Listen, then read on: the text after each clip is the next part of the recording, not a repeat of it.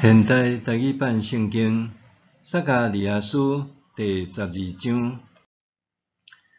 这是上主有关以色列的启示，甲天开，建立大地的根基，创造人性命的上主安尼讲：我要互耶路撒冷成做一杯酒，互四围遮的国家啉甲醉。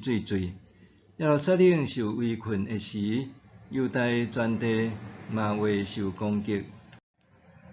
遮个国家组织来攻击的时，我要互耶路撒冷成做重的石头，要互举伊的人拢受重伤。上主讲：伫迄日，我要拍所有的马，互因着惊；互骑马的掠狂。我要踢开目睭看顾犹大家，拍列国的马，互因无看见。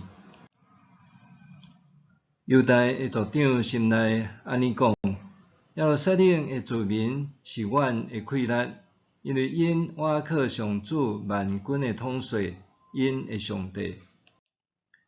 伫迄日，我要互犹大的族长，亲像插队中的火种，亲像麦秆顶的火把，因会烧对倒平正平，将四围的列国消灭。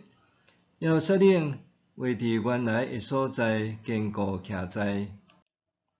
上主要大声拯救犹大的布边，才免大必王朝的荣光，甲耶路撒冷居民的荣光赢过犹大。伫迄日，上主要保护耶路撒冷的居民。安尼，因中间上软正的，会亲像大必遐尼勇猛；大必王朝会亲像上帝，亲像上主的使者伫头前引带因。迄日来攻击耶路撒冷的列国，我一定要甲因消灭。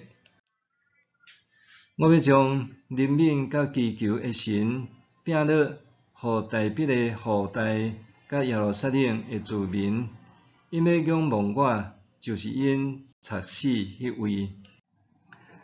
佮要为着伊哀哭，亲像人为着孤囝哀哭；佮为着伊忧苦，亲像人为着失落大囝忧苦。